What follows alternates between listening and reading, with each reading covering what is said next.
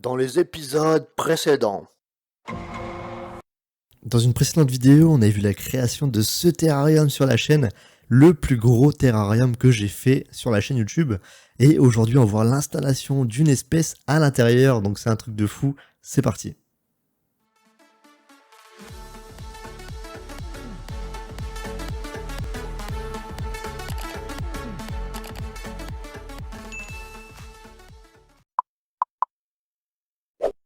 Like, partage, abonne-toi. Et rejoins-nous sur Discord. Hey, salut à tous, et grâce à vous, je suis devenu partenaire YouTube. Et ça veut dire quoi? Ça veut dire que maintenant, vous avez le petit bouton rejoindre sur la chaîne. Quand vous cliquez dessus, vous avez plusieurs abonnements mensuels. Ces abonnements-là vous permettent de me soutenir à votre façon. Et ça me fait extrêmement plaisir. Je remercie énormément tous ceux qui le feront. Et on commence de suite avec la vidéo. C'est parti. Hey, salut à tous, et c'est un plaisir de vous retrouver aujourd'hui, surtout pour cette vidéo très spéciale, puisqu'on va enfin mettre en place le méga terrarium que j'ai fait avec vous sur la chaîne. Et aujourd'hui, on va mettre une espèce à l'intérieur. Vous le voyez, leur setup est beaucoup trop petit, et aujourd'hui, on va les installer dans ce terrarium XXL. J'espère qu'elles vont kiffer, et regardez-moi cette beauté, ce sont bien évidemment les Polyrhachis div, donc une superbe espèce qui a la capacité, attention, de se reproduire dans la même colonie. C'est-à-dire qu'elle pratique la reproduction intranidale. Vous n'avez pas besoin d'essaimage ou d'autres colonies. Elle peut se reproduire entre elles dans le même nid. Ça, c'est complètement dingue. Ça veut dire que vous pouvez commencer avec une fondation qui a 2 reines et terminer avec 20, 25, 30 reines. C'est complètement affolant. Cette fondation-là, je l'avais reçue de chez Antenco. Elle avait 2 reines et entre 20 et 30 ouvrières. Et aujourd'hui, on voit qu'elle est complètement dingue, elle a explosé. Je vous mets la vidéo de la réception en haut à droite, comme ça vous pourrez aller voir un peu quand je l'ai reçue, comment elle était. Ça n'avait rien à voir avec là tout de suite, elle était beaucoup plus petite. Et je vous mets également en haut à droite la vidéo de création de leur terrarium. Comme ça, si vous ne l'avez pas vu, vous pouvez aller la voir tout de suite et revenir sur la vidéo. Comme ça, vous verrez de quoi je parle dans cette vidéo. Donc de suite, on va voir un peu comment elles sont dans cette boîte, parce que là c'est une simple boîte action où j'avais posé des tubes à l'intérieur. On voit que ça a fait le travail, hein. Elles ont beaucoup évolué à l'intérieur, mais là elles commencent à être un peu les unes sur les autres, donc on va remédier à ça. Et avant toute chose, on va regarder un peu la population, histoire de voir à quoi on a affaire, parce qu'elles ont l'air d'être vraiment nombreuses dans cette boîte. Vous le voyez, par contre, c'est une espèce magnifique, hein, avec une belle coloration argentée verte sur le gastre. Et c'est une espèce qui pince, donc voilà. Elle fait pas forcément mal en soi, mais elle vous pince et vous le sentez, ça fait des petites piqûres. Enfin, c'est pas très douloureux, mais c'est juste un peu gênant, c'est un peu bizarre. Ici, vous voyez le terrarium, il est juste magnifique. J'avais eu un peu de mal à le faire et je vous avais montré tout ça en vidéo. Franchement, moi je l'adore, dites-moi ce que vous en pensez en commentaire.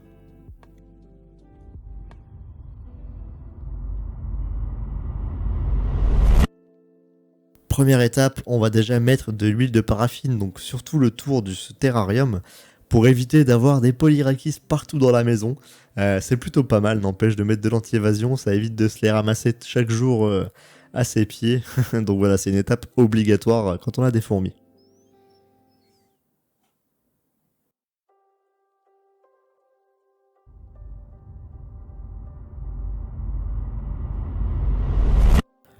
L'étape numéro 2, c'est qu'on va déplacer déjà toutes les ouvrières qui sont dans la boîte. Donc celles qui se baladent dans l'air de chasse, on va les prendre à la pince et on va les mettre dans le terrarium, histoire de voir un peu leur réaction. Regardez bien les boules que vous voyez en rotin devant vous. Elles ne seront plus du tout comme ça à la fin de la vidéo. Regardez bien, elles sont carrément vides et transparentes. Elles vont les aménager à leur sauce et c'est impressionnant ce qu'elles vont faire avec. Je vous laisse observer, c'est juste fou. Donc on le voit, ça se remplit énormément.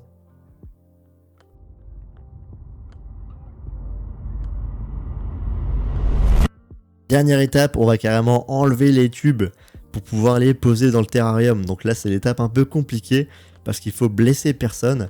On va voir tout de suite à l'intérieur ce qui s'y passe.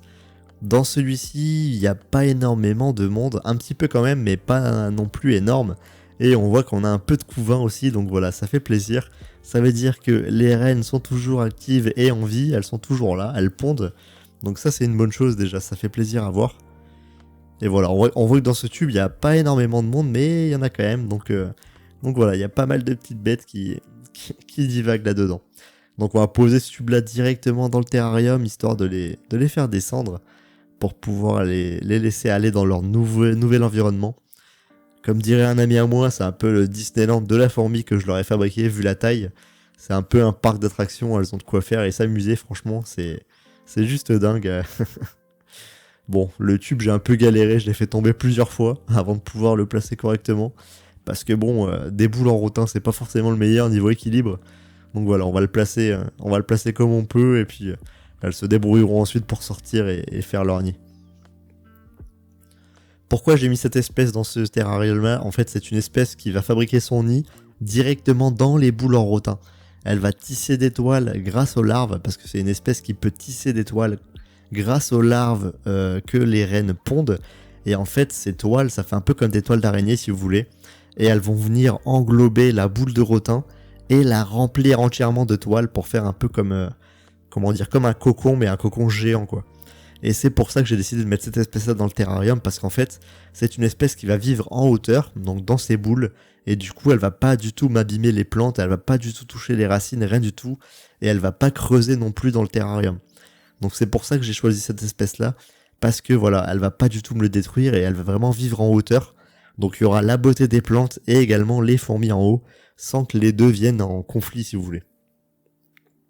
Bon, dans ce tube là c'est pas la même histoire, vous le voyez, il y a énormément de couvains, et vous voyez la petite bande marron, on dirait que c'est du scotch qui a été mis un peu à l'intérieur du tube, et ben en fait non, c'est les toiles, c'est la toile des fourmis qui est devenue un peu marron avec le temps, mais tout ça c'est ce qu'elles ont tissé donc autour du tube en verre, histoire que celui-ci ne glisse pas ou autre, elles ont vraiment tissé tout autour, et on a l'impression que c'est du scotch ou un espèce de bandeau marron, mais pas du tout en fait, c'est vraiment la toile des larves et c'est juste impressionnant à voir. Vous voyez hein, les tubes aux extrémités, ils ont vraiment de la toile qui sort. Et en fait, ouais, c'est elle qui fabrique ça. C'est juste dingue. Je savais pas du tout avant de m'intéresser à ça, que des fourmis pouvaient faire des toiles avec leurs larves. Regardez-moi, c'est tellement entoilé que c'est collé carrément avec la terre, etc. C'est juste impressionnant. On passe, je pense, du coup, au plus gros de la colonie, donc le tube bambou qui est ici. À mon avis, c'est là qu'elles sont le plus nombreuses.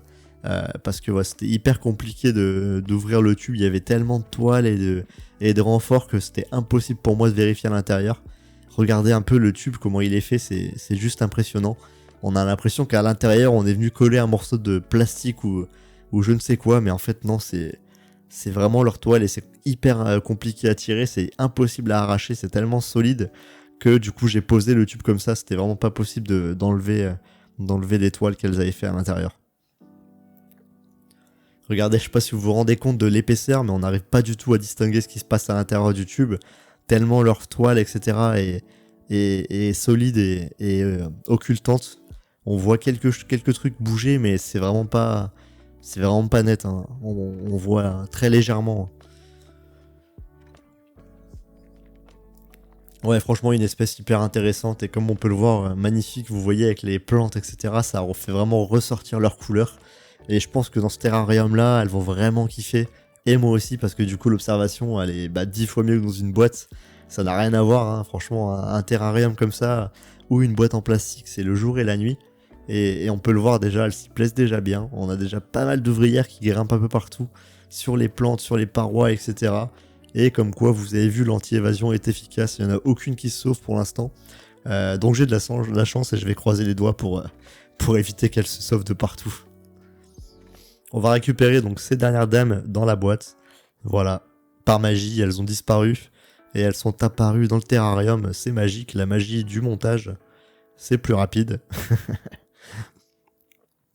Regardez-moi les boules de rotin comment elles sont actuellement. Elles sont complètement vides, hein, rien du tout à l'intérieur. Et je vais vous montrer en fin de vidéo comment elles ont aménagé tout ça.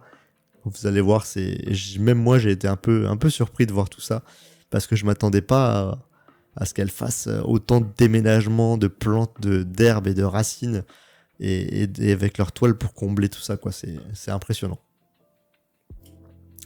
On le voit, du coup, j'ai rajouté un couvercle qui n'est pas d'origine, c'est un couvercle que j'ai fait en plexiglas, pour pas qu'elle s'évade quand même, hein. Bien que j'ai confiance en l'huile de paraffine, je préférais quand même mettre un couvercle. Et ici vous voyez les boules de rotin du coup qui commencent à être aménagées. Elles ont ramené pas mal de choses qu'elles ont trouvées dans le substrat, notamment de la sprain, etc.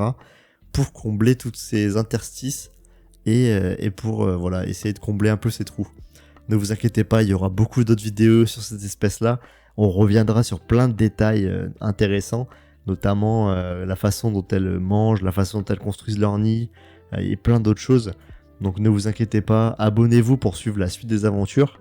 N'hésitez pas à mettre un pouce bleu également, ça fait super plaisir. Merci à tous ceux qui regardent les vidéos à chaque fois, c'est juste top, hein. Franchement merci beaucoup. Et vous voyez ici c'est des morphales, hein. Quand je leur mets des protéines, je leur mets pas des blattes coupées ou autre, je leur mets des blattes entières. Et comme vous voyez, elles les déchiquetent carrément, elles enlèvent la tête, elles les arrachent, enfin elles ont une puissance qui est quand même assez impressionnante. Donc voilà, je leur mets des blattes entières et elles arrivent très bien à se débrouiller comme vous pouvez le voir. Elles les découpent, franchement c'est juste dingue. Regardez-moi les blattes, elles sont dans un état... À la fin de leur repas, on va dire que les blattes je leur laisse pendant 2-3 jours à peu près. Et à la fin, la coupée elle est complètement vide, hein. Elles ont carrément tout déchiqueté, il n'y a plus rien. Ça part en miettes, hein. C'est des morphales, elles adorent ça. J'espère que vous avez aimé cette vidéo sur ce déménagement, parce que moi j'ai adoré la faire, c'est une superbe espèce. Et je vais vous dire à la prochaine pour une autre vidéo. Ah oui, c'est déjà fini malheureusement, mais on se retrouve très vite. Et si tu n'as pas vu les autres vidéos, bah, je t'invite à aller les voir sur la chaîne. Il y en a beaucoup d'intéressantes. Donc voilà, n'hésite pas à aller jeter un coup d'œil et on les revoit très rapidement. Salut à tous!